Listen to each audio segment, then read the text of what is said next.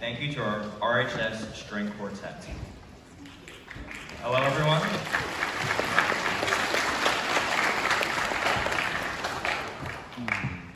Hello, everyone, and welcome to the 2024 Veterans Day Assembly.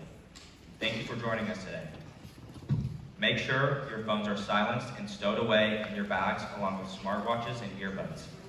Now, please welcome Priyna Chohan to deliver the landing compliment.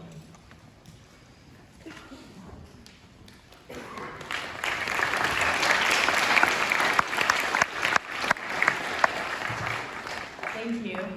We would like to begin by acknowledging that we're on the ancestral homelands of the first peoples of Seattle, the Duwamish, Suquamish, and Muckleshoot, among the many other Puget Salish peoples. We would like to express our respect and gratitude to our Indigenous neighbors for their enduring care and protection of our shared waterways and land. We recognize that this acknowledgement alone is not enough, and we encourage you to donate directly to causes that support Indigenous peoples, such as realrentduwamish.org.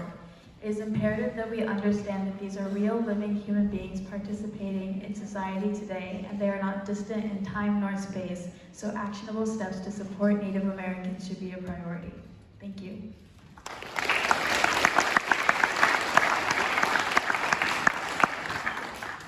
Thank you, Priyna. Help me in welcoming Roosevelt's very own vocal jazz ensemble to perform the National Anthem. Please, if you are able, stand, remove your hats, place your hand over your heart, and face the flag.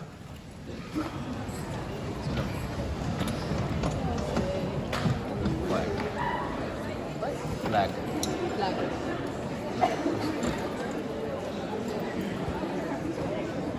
It's Gero's. Menopause? No, it was just here.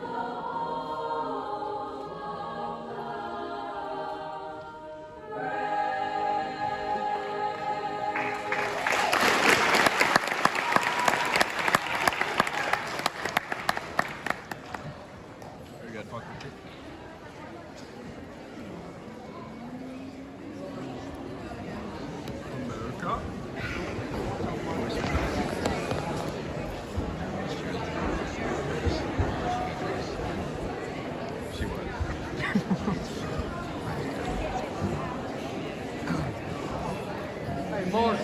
Bazinga. Something like this.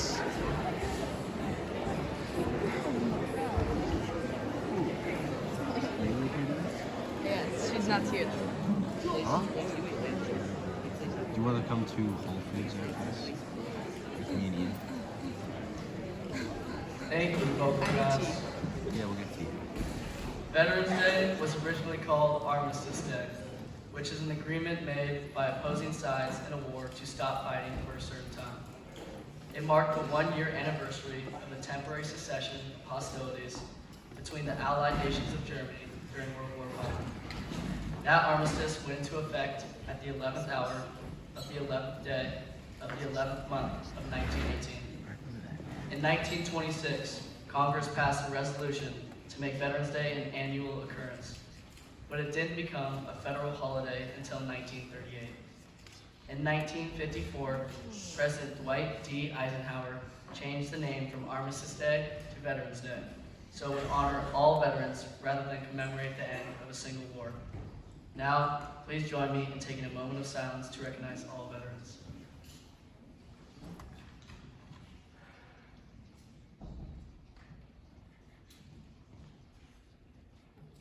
Thank you. Now, please direct your attention to the screen for a video.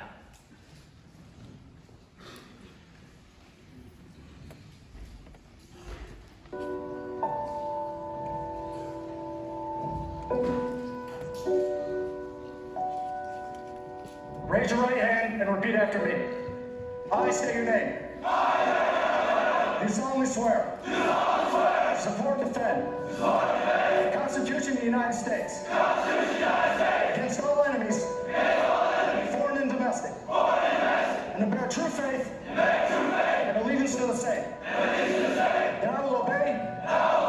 The orders of. The President of the United States. And the orders of. Those officers appointed over me according to regulations and the Uniform Code of Military Justice. So help me God.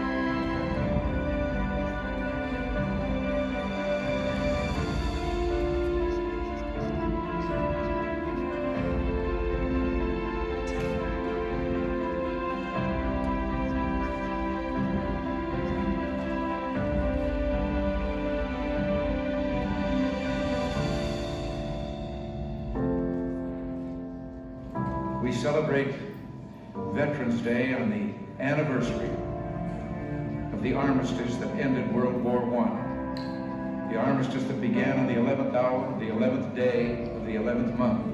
The timing of this holiday is quite deliberate in terms of historical fact. But somehow it always seems quite fitting to me that this day comes deep in autumn, when the colors are muted and the days seem to invite contemplation. It is, in a way, an odd thing to honor those who died in defense of our country, in defense of us, in wars far away. The imagination plays a trick. We see these soldiers in our mind as old and wise, but most of them were boys when they died, and they gave up two lives, the one they were living and the one they would have lived. When they died, they gave up their chance to be husbands and fathers and grandfathers. They gave up their chance to be revered old men. They gave up everything for our country, for us. And all we can do is remember. I will not fail thee, nor forsake thee. In memory of those who gave the last full measure of devotion, may our efforts to achieve lasting peace gain strength. Let us make a vow to our dead. Let us show them by our actions that we understand what they died for. Strengthened by their courage, heartened by their value, and born with their memory, let us continue to stand for the ideals for which they lived and died.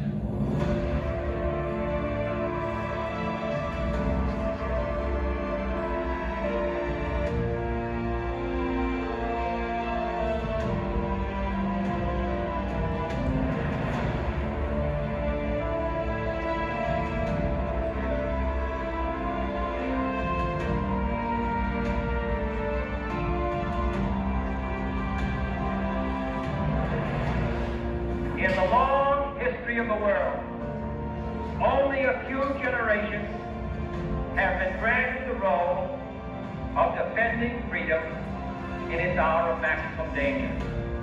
I do not shrink from this responsibility. I welcome it. I do not believe that any of us would exchange places with any other people or any other generation. The energy, the faith, the devotion which we bring to this endeavor will guide our country and all who serve it. We shall pay any price, bear any burden, meet any hardship, support any friend, oppose any foe to assure the survival and the success of liberty.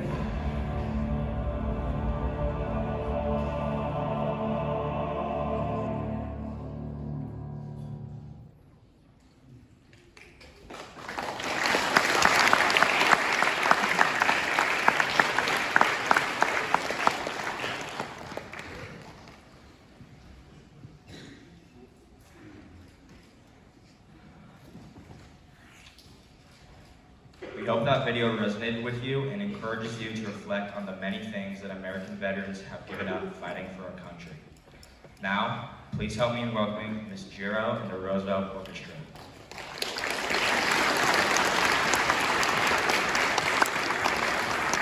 Thank you, Jack. I wanted to prepare some remarks, but things got away from me, so it's all on a Post-it note and in here, and from the heart.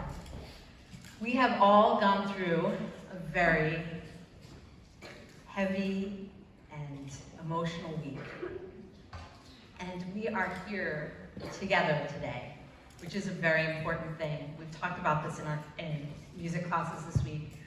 The idea of gathering. It's very important, and it's really powerful when you gather together as a group. For some of you, maybe you gather weekly at church or synagogue or mosque or another place of worship. But to be able to gather together as a community, a school community, in my mind, is probably just equally as important. The musicians that are playing for you today are playing from their hearts. And there is a great quote that is, "Where words fail, music speaks." So we will be playing our hearts out for you today. I want to talk a little bit about Veterans Day.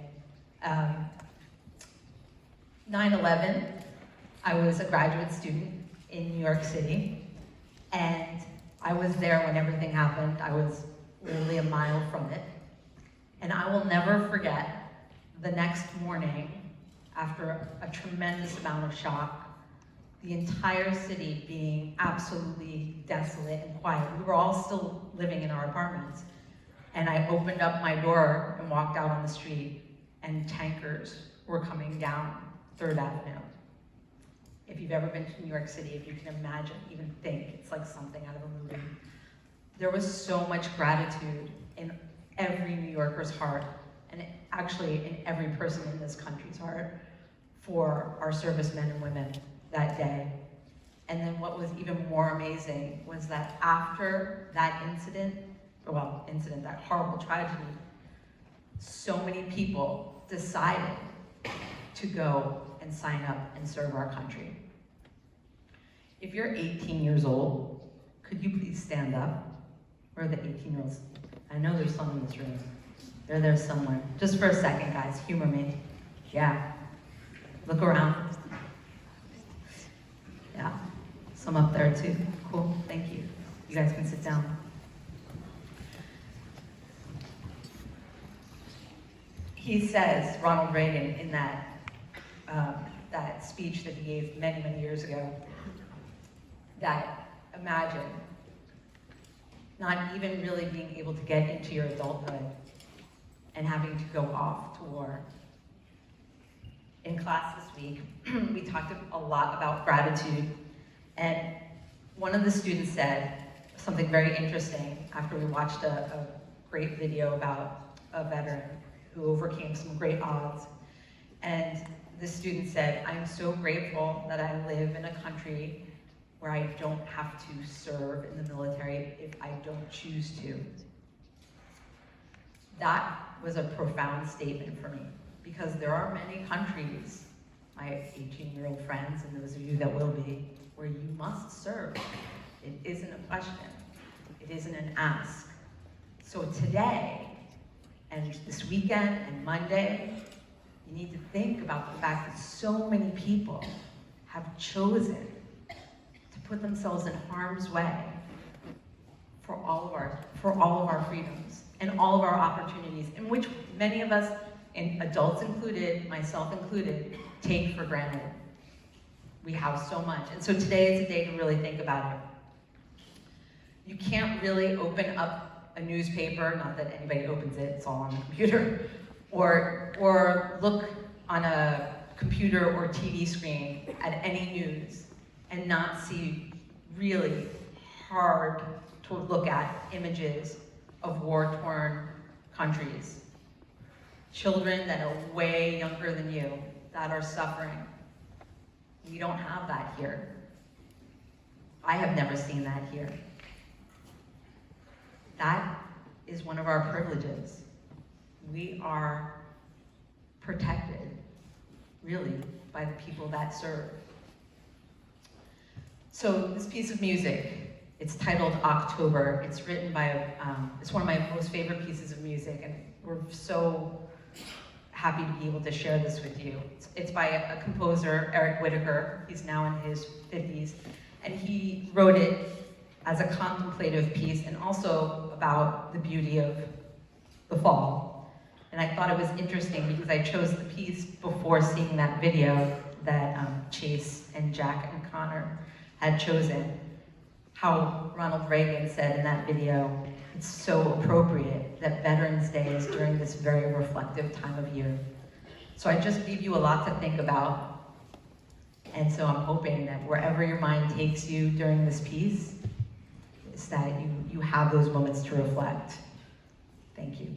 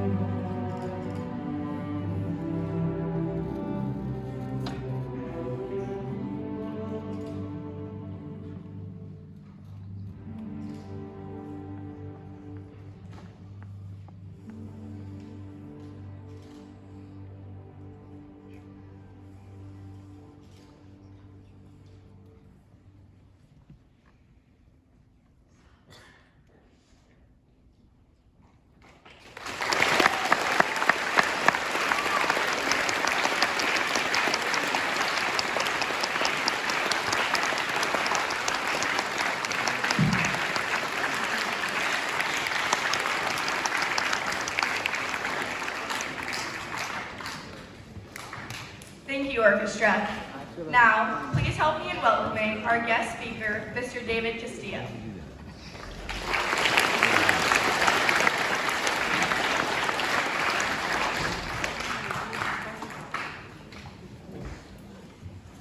Good morning. That was gorgeous. Second time I've heard that, and it's such a beautiful piece of music. And it's great to be up here following, President Reagan and President Kennedy, try to keep your guys' attention here for a few minutes. It really is an honor to be here today to speak to the faculty and staff and students of Roosevelt High School.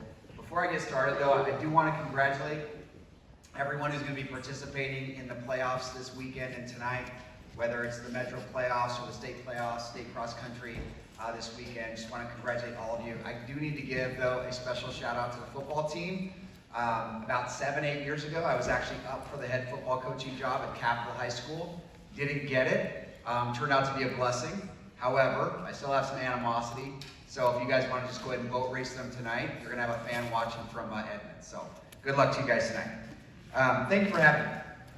My name is David Castillo. I'm a husband, I'm a dad, I'm a financial advisor, I'm a football coach, and I'm a proud veteran of the United States Navy. I also had the unique honor of serving as an executive at the Department of Veterans Affairs. Now, I'm not here because I did anything spectacular while I was on active duty or have some unique story to tell.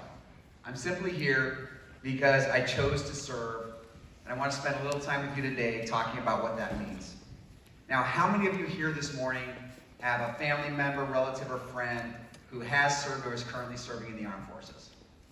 Yep, that's a lot of hands. And I am pretty much of the mind that I could probably ask any high school in America, anywhere in this country, that same question, and we get a lot of hands raised. That's fantastic. So, serving in the armed forces, the key word is serve. So when you think about service, or you hear the word serve, what comes to mind? You shout it out. I know I'm standing between you and lunch, but let's go. Sacrifice, thank you. Anybody else? Bravery, love that. Discipline, great. What's that? Yeah, I love it. Those are all great answers. When it comes to serving our country in the armed forces and service, I think of a gentleman by the name of Major General Pat Brady. Major General Brady is a Medal of Honor recipient who I've actually had the great privilege of spending some time with. So show of hands real quick, who knows what the Medal of Honor is? Yeah, that's good.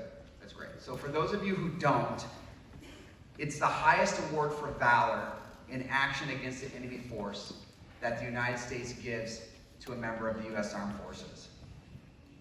The deed performed must have been one of personal bravery or self-sacrifice so conspicuous as to clearly distinguish the individual above their comrades, and it must have involved risk of life. It was established in July 1862 and was first given out during the Civil War. Now, a little bit about General Brady. He was a helicopter pilot in Vietnam, and he was just a normal guy. He attended O'Day High School and Seattle University on an ROTC scholarship.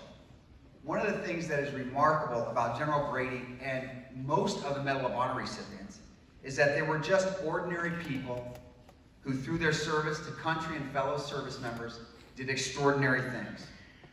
On February 15, 1966, while serving as a captain and helicopter pilot with the 1st Cavalry Division, Brady was involved in a daring and selfless rescue mission during a fierce battle in Vietnam.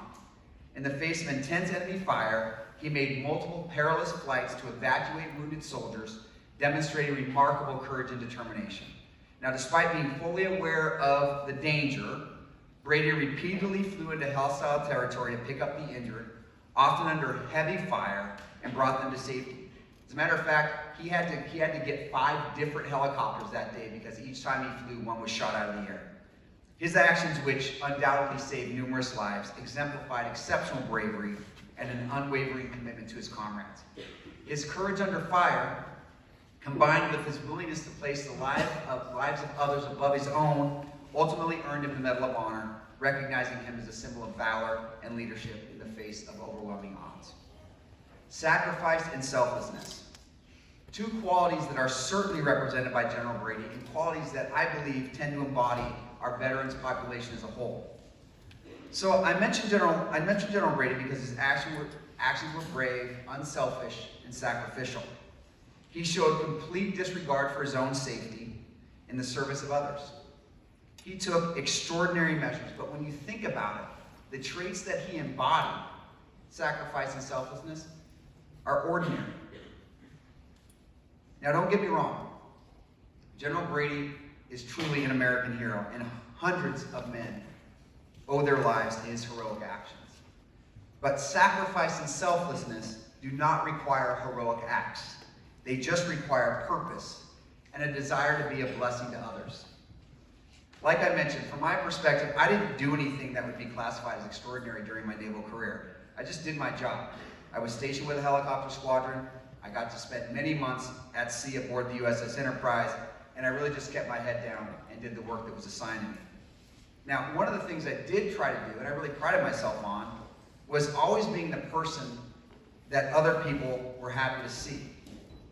When I walked into a room, I wanted other people to be glad I was there. So how does that happen?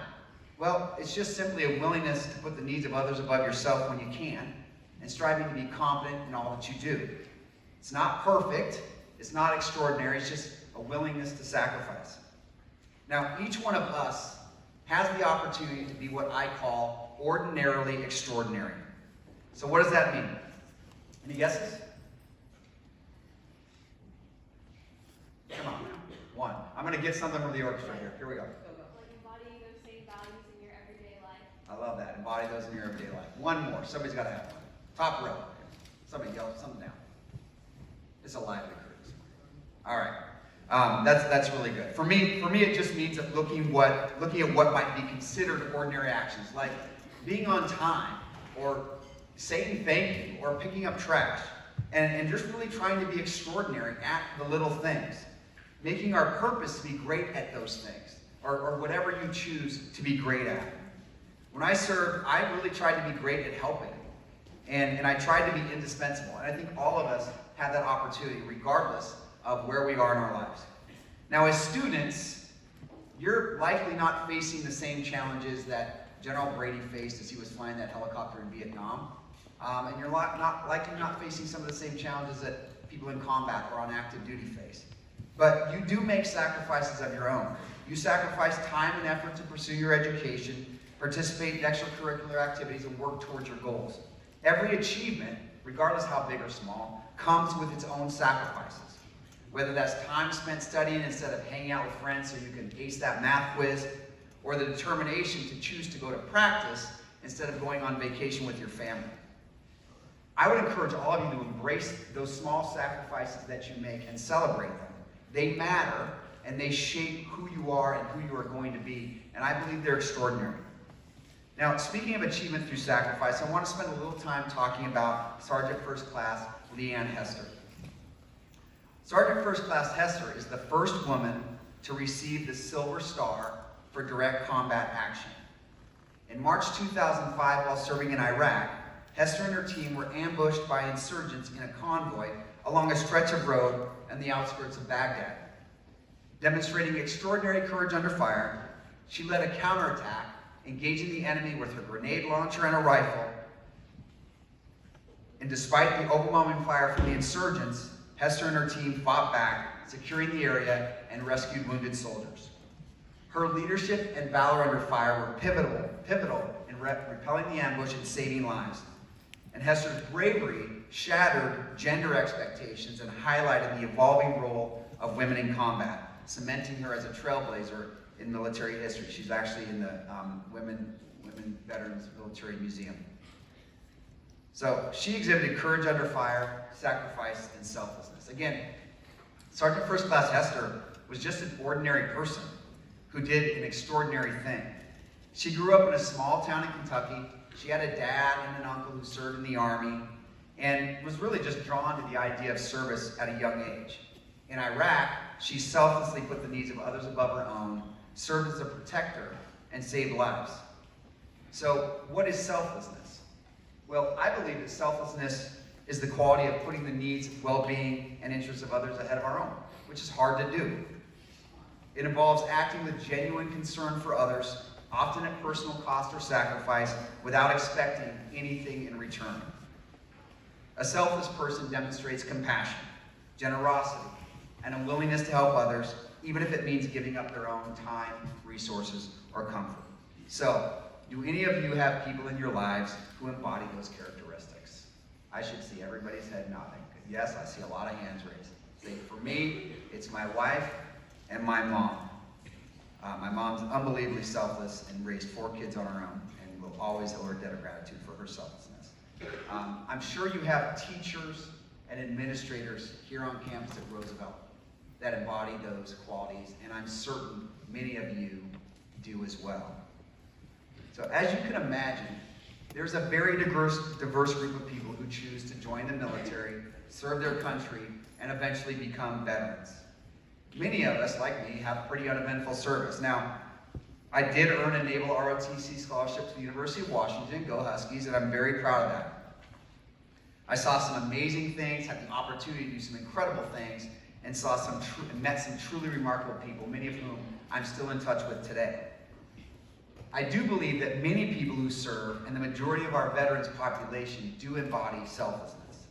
They made a commitment to serve their country and protect the freedoms of others, often at great personal sacrifice. And I do need to point out that many veterans have endured physical and emotional challenges, facing life-threatening danger, hardship, separation from loved ones, all for the greater good of this nation and our fellow citizens. And many carry the emotional and physical scars of their service to this day. And I saw that every day when I was working at the Department of Veterans Affairs.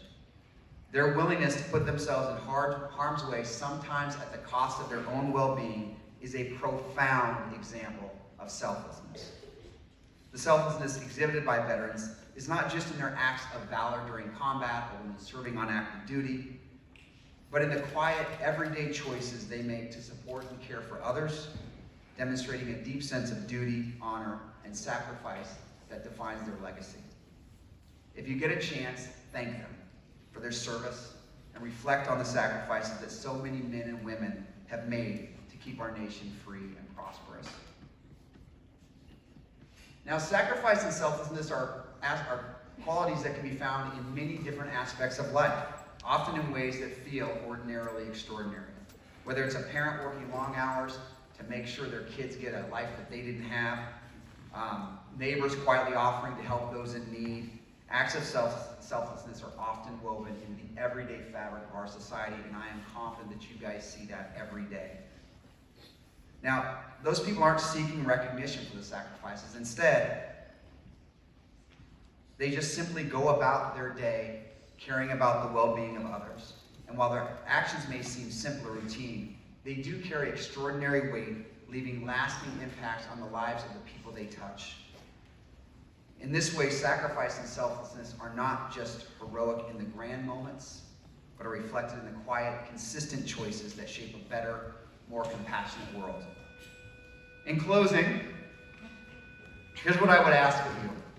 First, thank a veteran or active duty service member for their service when you see them. It matters that they are seen. Second, look for opportunities to be ordinarily extraordinary.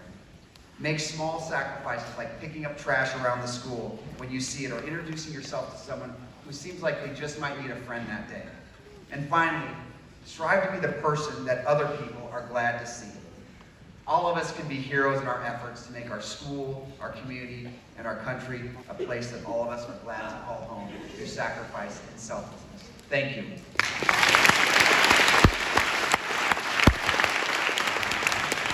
Roosevelt, no, I'm going to ask you to sit down, please.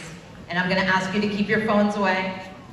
And I'm going to ask you for 3 minutes of your lunch, and maybe I'll even buy you 5 minutes on the other side. I do have power like that. Right, Ms. Brewer? Right, okay. All right.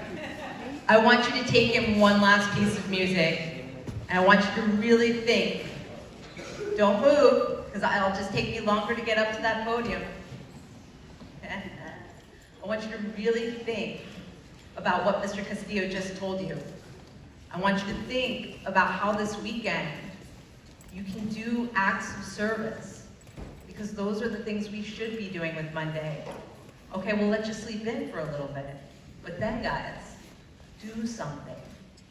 It could be helping a neighbor, it could be helping to clean up, it could be doing some free babysitting for somebody that really needs it. There's so many ways that we can help people out in our community. All right, you promise me you're gonna sit still. Don't touch those bags. I see the phones, put it away. Fanfare for the Common Man by Aaron Copeland.